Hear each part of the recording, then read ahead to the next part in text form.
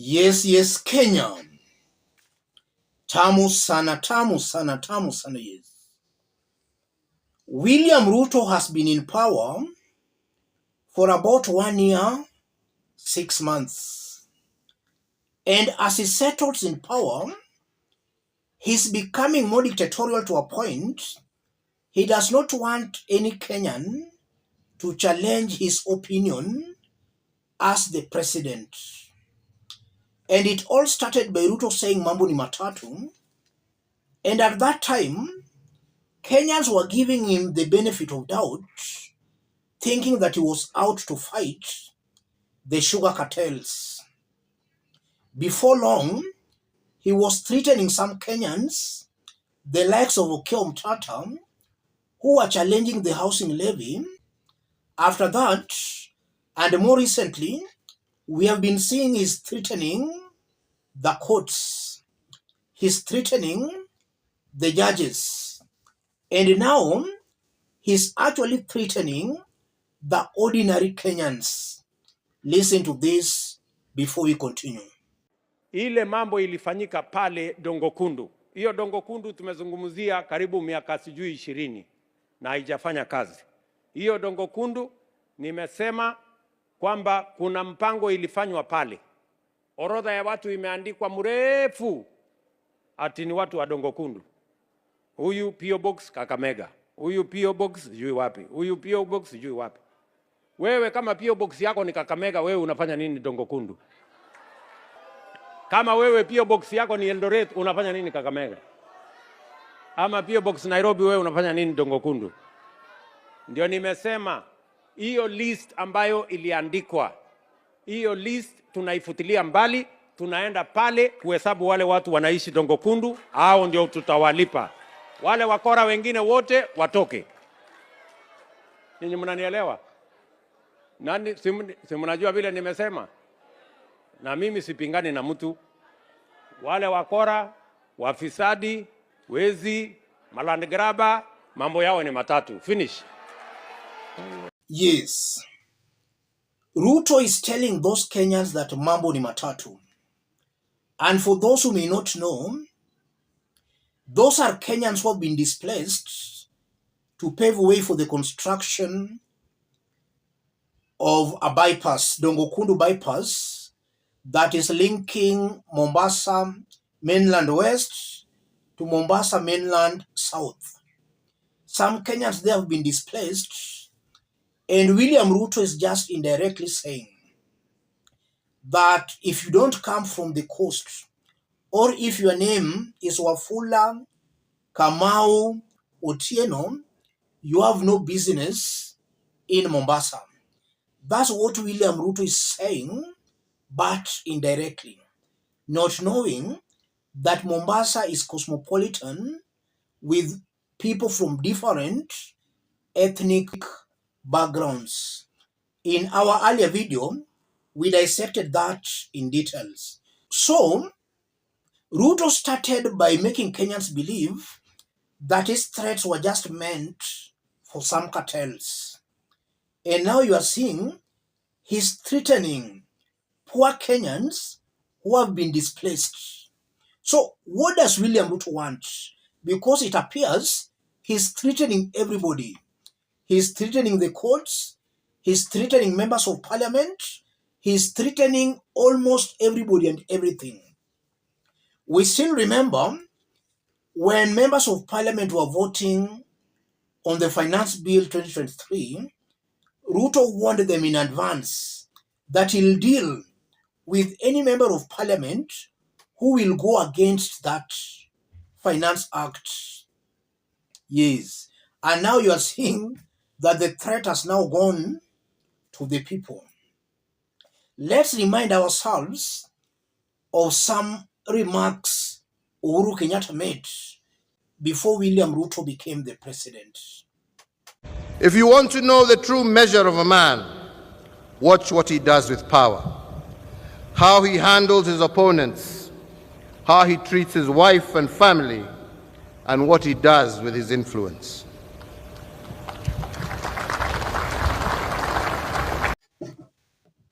Those remarks by Uhuru Kenyatta have come true. That's a prophecy that has been fulfilled. Uhuru Kenyatta worked with William Ruto for so many years, starting in the 90s when they were in Kanu. And when Uhuru Kenyatta became the president, we know that Ruto was his deputy as from 2013. So Uhuru Kenyatta understands and knows Ruto very well. And that's why even after working with William Ruto for those many years, he never supported William Ruto for the presidency because he knew he is a disaster. Yes, he knew he is a disaster. I want us to dig deep into this for Kenyans to understand exactly what is happening here and what Kenyans should actually do to stop a William Ruto's rule. Let's proceed. Before William Ruto became the president, in this forum we warned Kenyans and told Kenyans that in the event of a William Ruto's presidency, expect this, and that. And what we warned Kenyans against, Ruto is just doing the exact things we used to warn Kenyans. He has actually lived up to the expectations. Kenyans all along knew that this man was a dictator, but they were just assuming. And you are now seeing clearly that some Kenyans installed a dictator on other Kenyans. And now, Ruto's main aim and goal here is to win another term, after which he will change the constitution. And that's a fact, ladies and gentlemen. How can Kenyans now stop that and save themselves from a William Ruto's rule? I've always explained that to stop William Ruto is very simple. Kenyans must first of all stop these leaders supporting him, because these are the people who are popularizing him on the ground. And these are the same people who will help him in rigging himself for another term. Now, to stop that, Kenyans must first of all reject these MCAs, MPs, senators, governors who are supporting him. If they reject them, the ground will be very hostile to them to a point. Some of them will not want anything or any association with William Ruto. In fact, they will go silent or they will totally dump him. So Kenyans should first of all become politically hostile to this leader supporting William Ruto. After doing that, Kenyans will have a wonderful opportunity of dealing with William Ruto sacamoniously at the ballot. And if they do that, they will have stopped a William Ruto's rule, because it's very clear that upon marshalling all these institutions, judiciary, parliament, these independent institutions, Kenyans will be left on their own. Upon marshalling the media, there will be nobody to speak for Kenyans, and Kenyans will also have nowhere to report their complaints against William Ruto, in that the courts will all be in his pockets. And that's what William Ruto is trying to aim at. We must all agree that in the world, we have good and bad leaders. And in the 1 year Ruto has been in power, he has proved beyond any reasonable doubt that he's a bad leader. Look at the kind of appointments he's making in his government, only appointing people from his community. That's a bad leader. No doubt about that. Look at the corruption. Recently, we saw the controller of budget, Nyakango, trying to expose some corruption.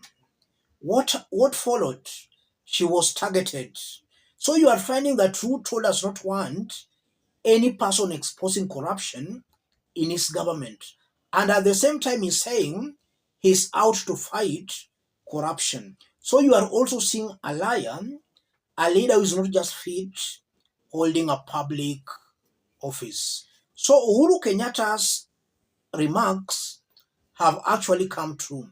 William Ruto has exposed himself as a dictator. And it's actually true that if you give a man power, then you will know his character. Threatening poor Kenyans of Dongokundu is very unfortunate on the part of William Ruto. Those are poor Kenyans who were displaced to pave way for the construction of that highway bypass. And now as they are complaining that they have been displaced but no compensation, Ruto is telling them that if you are our Fula, Akamau Otieno, you have no business being in Mombasa. So your land can just be taken away and you'll have nowhere to complain. That's what William Ruto is just saying. And that should be a warning to Kenyans that Ruto, as time goes by, as he settles in government, he's becoming more dictatorial. A William Ruto in the 2 years coming will be more dictatorial than a William Ruto today. Kenyans should be warned. If you are watching us but you have not yet subscribed, subscribe, give this video a like. Any person watching us outside Kenya, drop a comment, let us know from which part of the globe you are watching us from. And to those who may want to support our forum, contact me through that number below. Let's meet in our next analysis. Thank you. God bless you. God bless Kenya.